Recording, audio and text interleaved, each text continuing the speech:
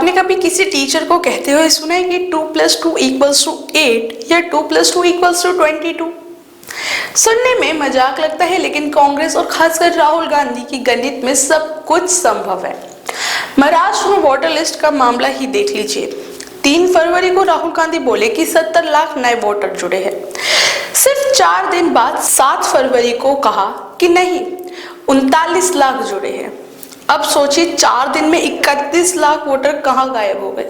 क्या सब मिलकर विदेश चले गए? फिर 10 दिन बाद ही 17 फरवरी को बोले कि 40 लाख वोटर जुड़े हैं, और फिर अगस्त में तो क्लाइमैक्स 1 करोड़ नए वोटर जुड़े हैं, यानी 39, 40, 70 और फिर सीधा 1 करोड़।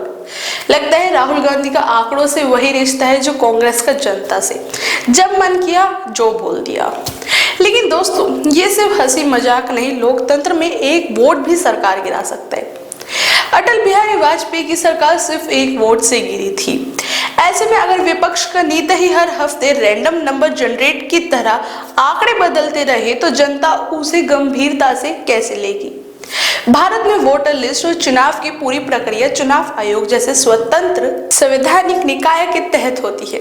अगर गड़बड़ी है तो विपक्ष का कर्तव्य है कि सबूत पेश करे, रिपोर्ट लाए, तथ्य सामने रखे। लेकिन राहुल गांधी ने कभी ये नहीं बताया कि उनके आंकड़े कहां से आते हैं। ना कोई दस्तावेज, ना कोई रिपोर्ट, सिर्फ बयानबाजी और ड्रामा। यही वजह है कि जनता कांग्रेस को अब विपक्ष नहीं बल्कि कॉमेडी शो समझने लगी है, और यही कांग्रेस की सबसे बड़ी विफलता रही है। जब विपक्ष तथ्य छोड़कर अफवाहों पर टिक जाए तो लोकतंत्र कमजोर होता है। कांग्रेस बार बार चुनाव आयोग पर सवाल उठाती है, कभी ईवीएम पर, कभी वोटर लिस्ट पर, कभी चुनाव आयोग की निष्पक्षता पर, लेकिन सबूत एक भी नहीं। असल सवाल यही है कि क्या कांग्रेस इसमें लड़ाई लड़ रही है या सिर्फ अपनी हार का बहाना बना रही है?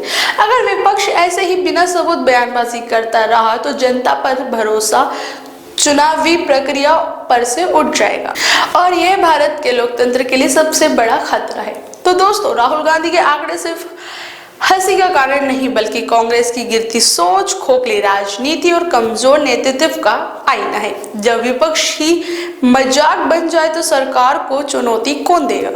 राहुल गांधी को अब रैंडम नंबर पॉलिटिक्स छोड़ फैक्ट बेस्ड राजनीति करनी होगी, वरना कांग्रेस का हाल भी उनके आंकड़ों की तरह ही हो जाएगा। कभी 70, कभी 39, कभी 40 और अंत में सीधा 0। तो अगली बार जब राहुल गांधी को ये आंकड़े सुनाए तो उसे कैलकुलेटर में डालने से पहले कॉमेडी शो की तरह एंजॉय जरूर कीजिए, क्योंकि राजनीति अपनी जगह है, लेकिन मनोरंजन की गारंटी कांग्रेस और उसके युवराज हर बार देते ही रहते हैं।